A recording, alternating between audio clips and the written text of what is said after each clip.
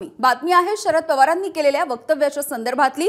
मुख्यमंत्री पदाच्या चेहऱ्याचा आता विचार करायचं काहीच कारण नाही असं शरद पवार यांनी म्हटलंय।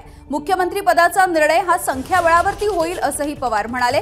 1977 मध्ये सुद्धा सर्व एकत्र आले होते। निवडणुकीच्या नंतर मोरारजींचं नाव समोर आल्याचं पवारांनी सांगितलंय। तर स्थिर सरकार देणं हेच आमचं उद्दिष्ट असल्याचं पवारांनी स्पष्ट केलंय। मुख्यमंत्री पदाच्या चेहऱ्याच्या निवडणुकीला सामोरं जातात अजिबात आलेले नाही। त्याचा आता विचार करायचं काही कारण नाही।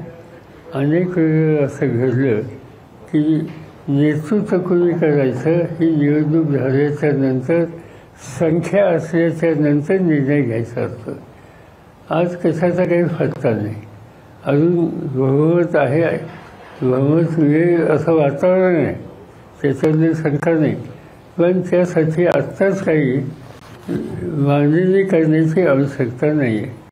शक्यतो 7, 8, 9 या 2-3 दिवसामध्ये राष्ट्रवादी पक्ष आमचा, काँग्रेस पक्ष आणि उद्धव ठाकरेंच्या नेतृत्वाखालचा पक्ष एकत्र बसतील आणि ही प्रक्रिया सुरू होईल।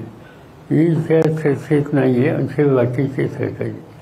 माझी फक्त इच्छा एकच आहे, महाराष्ट्रात काही ठिकाणी डाव्या विचारसरणीचे काही पक्ष आहेत आणि कालच्या निवडणुकीमध्ये या सगळ्यांनी आम्हा सगळ्यांना सहकार्याने साथ दिली होती। त्यामुळे त्यांच्यासह ही चर्चा करावी।